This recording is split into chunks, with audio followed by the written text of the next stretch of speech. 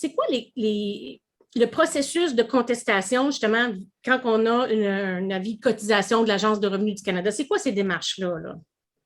Bien, dans un premier temps, pour ce qui est des prestations de relance économique, la loi prévoit la révision administrative.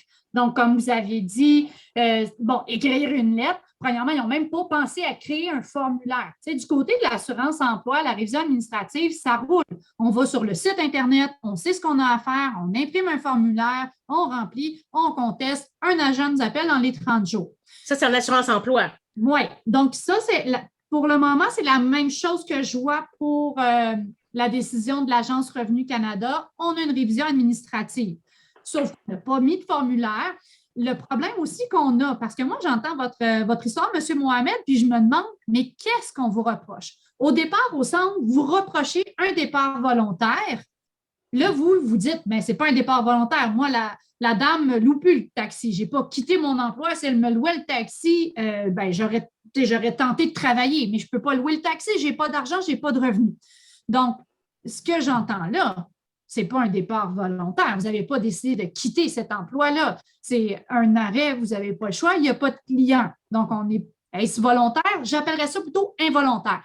Mais ensuite, vous dites, un autre agent m'a appelé. Là, c'est là qu'on vous a questionné sur votre intention, sur vos recherches d'emploi. Parce que la loi, elle, ce qu'elle va prévoir, d'une part, toutes les personnes qui auraient cessé de travailler volontairement ne sont pas admissibles à la prestation de relance. Et aussi, une obligation qu'on a en vertu de la loi, c'est d'être justement à la recherche active d'un emploi, que ce soit comme travailleur autonome ou comme salarié. Donc, vous dites, non, moi, j'étais également à la recherche d'un autre emploi dans un autre secteur. Moi, je me questionne, mais qu'est-ce que c'est ça, cette décision-là? Attends, ce qui est arrivé, par exemple, là, je vais juste faire une petite présentation vite, c'est que monsieur a déjà eu un problème de santé. Il y a belle lurette qui ne l'a jamais empêché de travailler. Puis justement, en jasant, il a glissé un mot sur sa condition médicale vite. Puis là, on lui a dit, mais si tu n'es pas capable de travailler, va chercher un papier médical pour le justifier. Mais il n'est jamais allé chercher parce que ça ne l'avait jamais empêché de travailler. Là, il y avait une petite inquiétude de santé sans plus.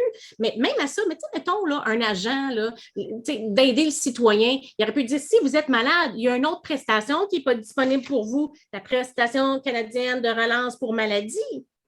Mais non. Là, Maître Mongeon, vous êtes dans un monde de licorne. Les agents qui travaillent, eux, ils ont beaucoup de dossiers à traiter. Ils ne vont pas juste ça à faire donner de l'information.